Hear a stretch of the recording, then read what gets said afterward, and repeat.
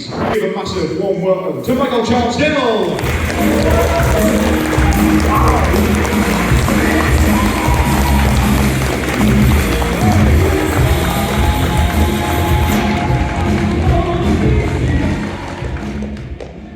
Oh, right, disclaimer ahead of time. Yeah.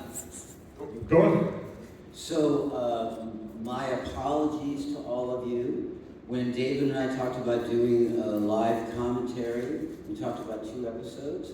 So I misunderstood and thought we were doing one on Friday and one today. And my first thought was I was just going to leave it. And then I decided that wasn't going to be fair. So I watched both of them, which I hadn't done in 40 years. And then when I arrived, I found that we were doing both of those on Friday, and we were doing this one today. And I hadn't seen it since it first aired. So this morning I quickly Googled the plot, and I realized, oh man, I have a lot of questions. And I've also learned that all of you know far more about Transformers than I do, because my knowledge is based on a very limited period of time that I worked on the series, and then you have to subtract 40 years of lost memory. So with that said, With that said, let's go and see where this takes us.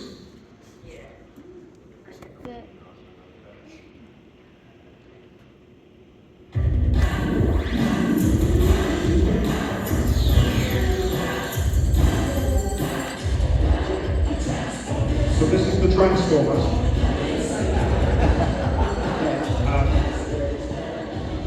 So I suppose let's just dive in. So this is part 2. yeah. So let's talk a little bit about how we get here. Famously, Transformers the movie comes out. Hasbro kill off in 20 minutes the vast majority of their 84 lineup to make way for what would become the 86 lineup. Right. One of those characters being... Purely a business decision, Yeah. not a creative decision. Yeah. So Optimus Prime famously killed off. Massive letter writing campaign ensues, or so the legend goes.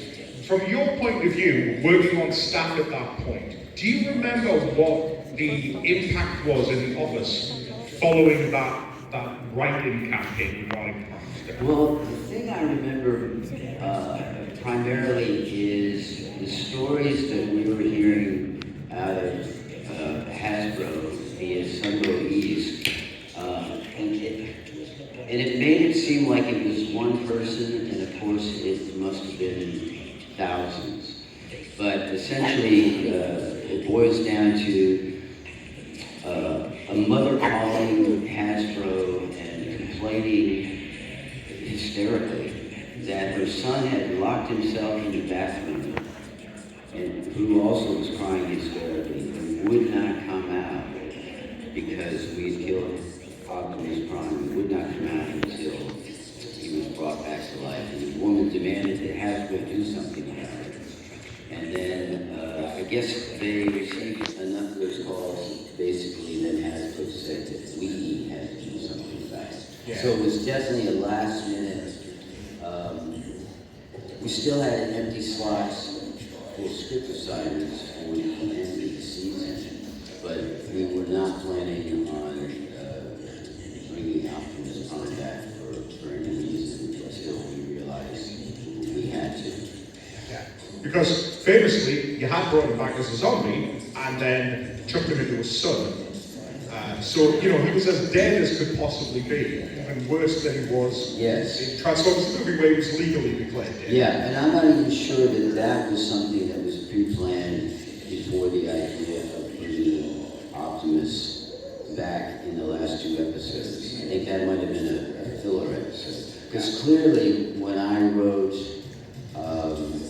Burden Hardest to Bear, that was paving the way for season 3 with Rogers being the leader. the leader. And as we talked about that on Friday, famously, that episode of Burton Hardest Bear almost brings Rodimus's hero journey, as you mentioned on Friday, to a close. And then, as we said, this episode comes along, and all of a sudden, it's sort of like, all right, okay, cool, Rodimus, because, well, we're about to find out what happens to Rodimus's leadership in just a few minutes. So let's talk a little bit about the genesis of this episode then. So this is a two-parter, obviously. It's the Return of Optimus Prime Part 2. The first part and the story treatment are written by Marv Wolfman. Yes. Now, just in case anybody doesn't know who, well, do you want to tell people a little bit who Marv Wolfman is? Yeah, Marv is a very, I guess, famous, is a good enough word, comic book writer, primarily from DC Comics, probably going back to the early 70s. Now, interestingly enough, he was a fan before he became a comic book writer. And in those days, a lot of young teenage fans were doing their own fanzines. And Marv has the distinct credit for being the first person to publish a Stephen King story. Because Stephen King was a subscriber to Marv's fanzine and submitted a story that Marv had published. So anyway, Marv and Lynn Reed were best friends, so they became a writing team. And I think the first thing that I don't know if it was the first thing they did or what they got credit for was reviving the Teen Titans. And then both of their careers took off. The work that they did together with Henry Marv created Blade. Nightwing, who was responsible for Nightwing. What was it? House of Dracula? He did with Gene Colan? maybe. It was some horror story. But of course, Tomb of Dracula. and then of course, Crisis on Infinite Earths for DC, yeah, which. And then, Len, his writing partner, created Swamp Thing and Wolverine, and a few characters in the Batman family of characters that he managed to get a lot of mailbox money for, which I'm sure no one's Batman movies came out, so. And then to tie it into Transformers as well, this wouldn't be the last time that Marv Wolfman would be involved in Transformers. Famously, I say famously, I don't know if many people know this, but I believe he wrote the original treatment for Beast Machines. In terms of the story Bible, he came up with the concept, the idea, and all of that stuff before it was ultimately handed off to the showrunners to actually run it. And he had, so his career with Transformers not only started with Generation 1, but obviously continued for another decade or so afterwards. So he comes on board, the decision is made, you've got to bring Optimus Prime back. Yeah, because by this time, for whatever reason, Marv has become the story editor of Transformers for the last few years. Yeah, so he is tasked with doing this. But you mentioned it in your panel yesterday, the interesting set of circumstances that led to you writing this episode. Yes. So for you that weren't here yesterday, I had two separate contracts with Sungo. One as a staff producer, the other as a writer, which guaranteed me a minimum number of scripts. And so it was a pay-or-play contract. So if we got to the end of that contract and I hadn't written my minimum, they would pay me for not writing, which of course they did not want to do. So Carol Weitzman, who was the VP of Sungo out of New York, came to visit me one day in Los Angeles and informed me of some of the scripts I was going to be writing. One of them was Jen, which I did not want to do, and the other was I was going to be writing part 2 of Return of Optimus Prime. So Marv, with his writing partner at the time, Sherry Wilkerson, had plotted out both episodes. And when it came time for me to write part 2, I saw that Marv had detailed extensively all the scenes from part 1, not so much for part 2. But at least I had his first episode to work from to build off of part 2. And if I think correctly, the early part of the part 2 is like a recap of part 1. It literally starts, yeah, Okay. right with the prime waking up, like it's a few seconds, yeah. And for the longest time, I took a certain amount of pride that I didn't have the opportunity to share with anybody, that I was responsible for bringing Optimus Prime back to life. But I recently realized Marv had already done that at the end of part 1. Is that correct? Yeah, for all of, like, we're talking a matter of seconds here, you know. Yeah, absolutely. So what's interesting about it though, you obviously mentioned that, you know, you were the writer of this episode, but your credit on this episode, I believe, is teleplayed by?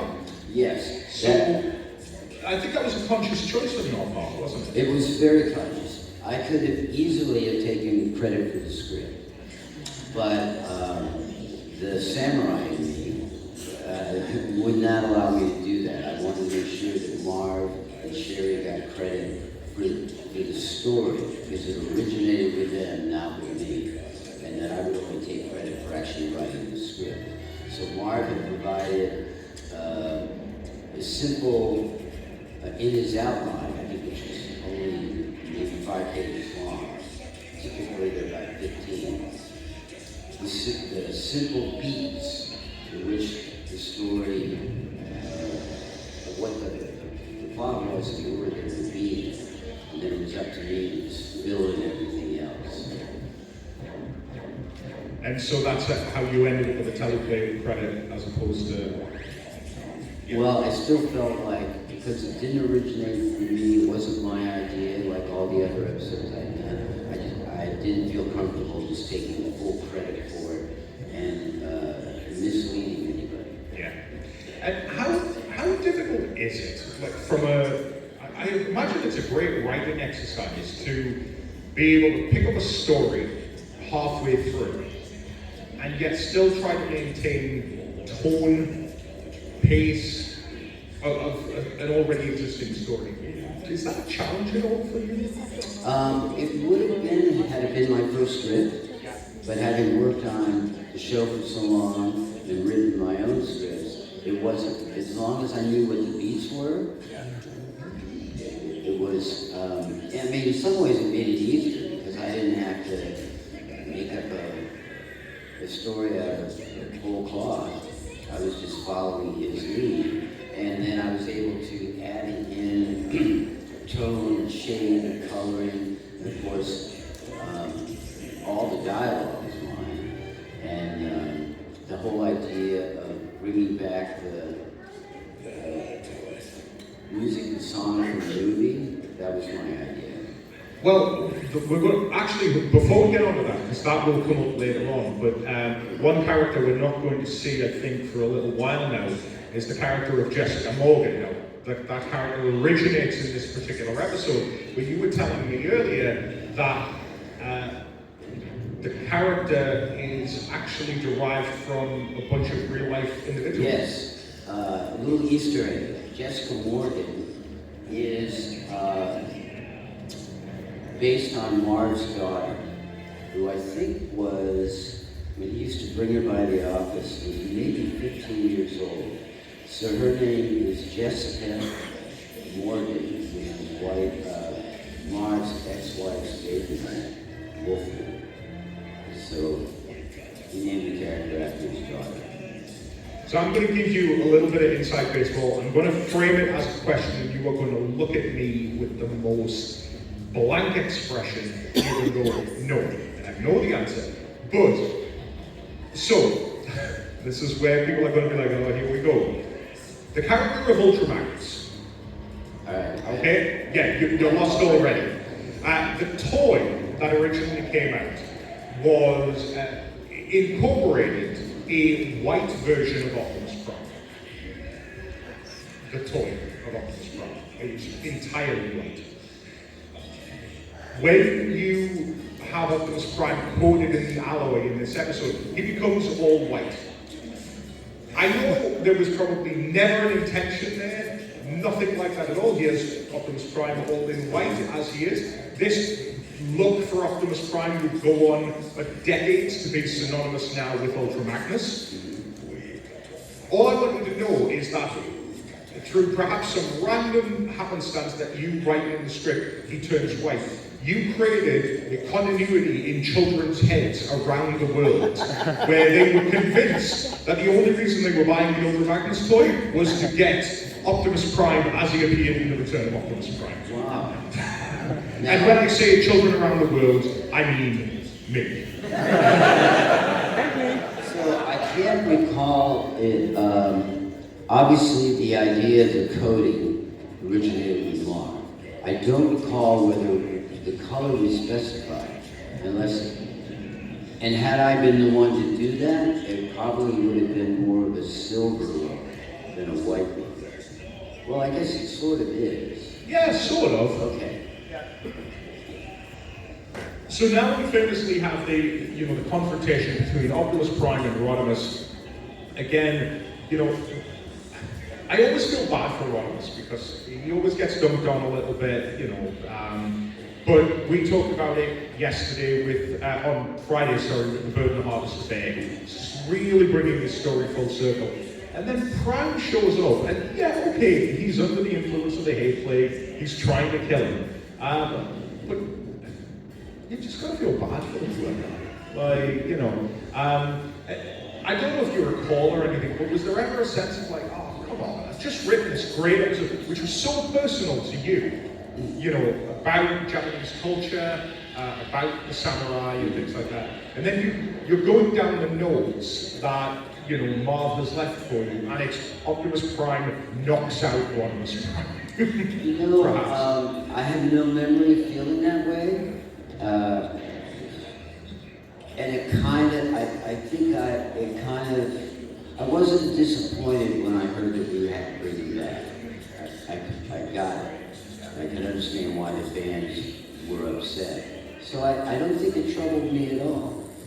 Now, one little, I don't know if it's come up yet, but I was talking a couple of nights ago with someone out front, and telling me that their favorite line in the episode was when Optimus and Rodimus are fighting, and Optimus says something about they're innocent, and have to use caution or whatever it was, and Rodimus' response was, "No one is innocent." He said that was his favorite line. And of course I thanked him. But it jogged a memory in me, and that was that is something you hear Optimus talking about all the time, is protecting the innocent. Don't let our war between these Decepticons affect the humans. And I think my response to writing that line, or Rodimus' response to with that line, was that in the state he was in, he was pretty sick and tired of hearing Optimus talk about protecting the innocents. Yeah. That's why he reacted the way he did. It's an interesting point that you bring up there as well, because season 3, I wouldn't use the word darker, but it has a more mature feel to it, certainly, than the first 2 series. And I guess that has a lot to do with the aging of the original fans and trying to keep the product fresh for kids as they grow up. And so perhaps the idea of Optimus Prime as this stalwart hero, this incorruptible icon, versus Rodimus, who through season 3 is a bit tormented, a bit conflicted. That worldview would perhaps exist a little bit, that you know, Rodimus would perhaps think that not everybody is innocent, whereas Optimus believes freedom is the right of all sentient beings, and everybody is innocent, you know, and everybody deserves to be protected. So I think that's just a nice sort of juxtaposition. My take on why season 3 might be different from season 2 is that the stories probably evolved that way because it was mostly the same writers for seasons. And I think we all got more comfortable with writing for the Transformers and started to break away from the basic plot lines that we were doing in the beginning. I know certainly after about 12 or 13 episodes, we realized we cannot keep writing stories about them looking for an energon. And here it is, perfect cue, Stan Bush plays. The only other time in season 3 that a callback is made to Transformers the movie in relation to the music was that you mentioned you just put it into the script. Yeah, nobody asked me to do it. I thought it would be something that the fans would enjoy, and nobody said I couldn't do it. And there was no problem with it after I did do it. And it's so funny because nowadays you would assume that that would get stuck in the legal mumbo jumbo, like that's the movie, that's the TV show, never to ensure me. Yeah. Would be all kinds of licensing issues. Yeah, exactly. And here we are, we're at the end of the episode. I told you we'd make it without any problems whatsoever. Correct me if I'm wrong, because I think you mentioned this. There wasn't a plan at this point, I guess, that there might have been a season 4. And this scene between Optimus Prime and Galvatron, where Galvatron says, "You've earned my respect." Do you recall writing that as a fitting finale to the show, if it was indeed going to be the last episode? Sort of, because up until, you know, when I did The Burden Hardest to Bear, that was my thinking, was that with so few episodes to go, this is what season 4 would be about. It's Rodimus as the new prime leader. So, yeah, I kind of injected that into it, not to be definitive, but to be maybe a little open-ended. Yeah. And then we decided we weren't going to do the season 4. And I don't know what point they decided to do Rebirth, but it was after I left. And I think that was only 3 episodes. Only 3 episodes, yeah. David Wise wrote those 3, yeah. And that was it. And that's how Optimus Prime came back to life. Give Michael a big round of applause.